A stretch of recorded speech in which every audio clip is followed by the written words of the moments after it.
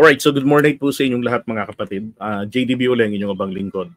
So ito ho ay survey na, survey po sa Batangas. At dyan ay nanguna. Ito ho yung magandang survey na dapat na pagbasihan ng mga residente. Di ba? Ganyan dapat. Yung nakikita ninyo kung ano yung kanilang ginawa and how they perform. Di ba? Congressman, congresswoman, di ba? Party list. Tignan po natin ano ang kanilang nagawa. Ginampanan ba nila yung kanilang trabaho? Anong primary duty nyo? Gumawa ng batas. Okay. 'Di ba? Hindi yung maraming naisulong na panukalang batas pero hanggang sulong wala pong naging makatotohanan na sabi ko nga dapat life changing 'yan eh. So rito kay Luistro, 'di ba? 54. Alam niyo ba yung binibigay na pera sa mga senior natin, yung mga centennial, yung mga ganon-ganon. Dati kasi, kwento nga, di ba nakakwentuhan namin yun sa opisina niya, nung binisita namin noon last year. Sabi niya, dati, pag nag 100 years lang ang may matatanggap. Ngayon po, di ba, 90, 80, 70, lahat, 60 yata, meron din natatanggap eh. Yan po galing sa kanya. Ang lalaki ng presyo ng authorship niya na panukalang batas. Ang laki ng value ng amount. Kaya lang, syempre, sabi nga ni PBBM, ang proseso sa legislatura, kapag dumaan na yan sa proseso, magkakaroon ng maraming mga debate, amyenda, i-consider ang ekonomiya, hanggang di mo na makilala ang iyong panukalang batas. So, lumiit po yung amount. Sabi niya, okay na rin. At least nagkaroon, hindi na zero, hindi na veto ng presidente. Jervel Luistro, hindi po siya original na supporter ni PBBM. Hindi siya original na supporter ni PBBM.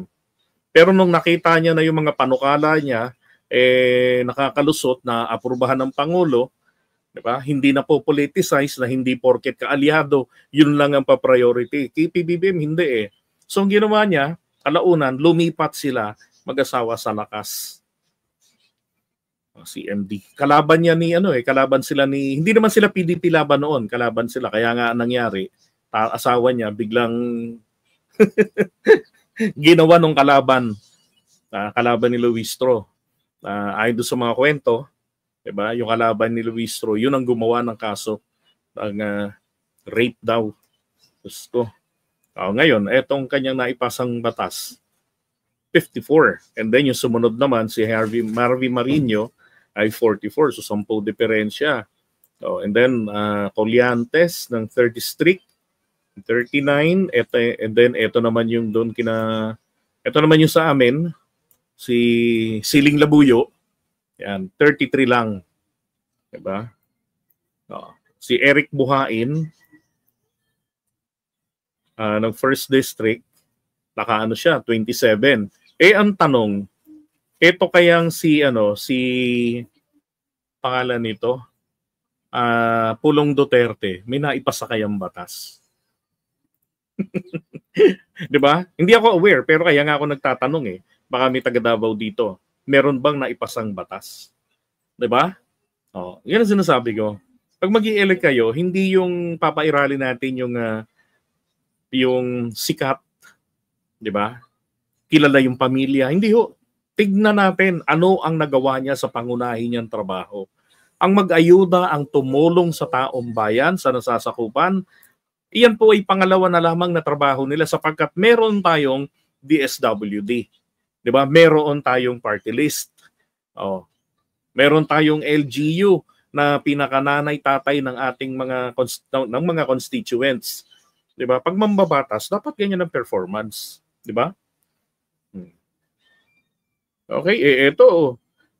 Hindi ko alam sa iba ha, pero dito kay Luistro, pag uwi na, 'di ba hanggang Huwebes lang yan sila nagtatrabaho. Pag uwi niya ng Huwebes ng gabi, nako.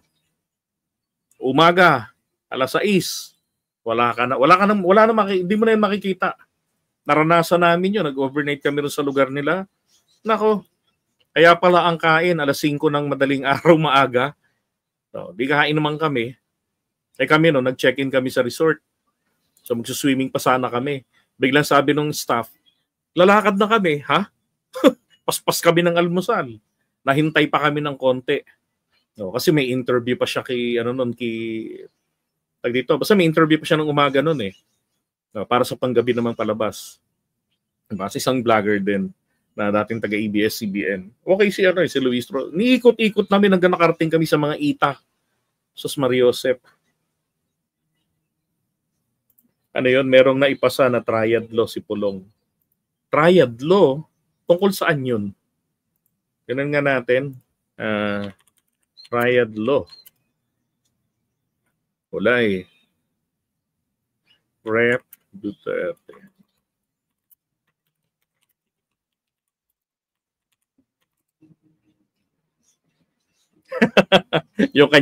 yung accusation sa kanya na triad membership. Ay nako.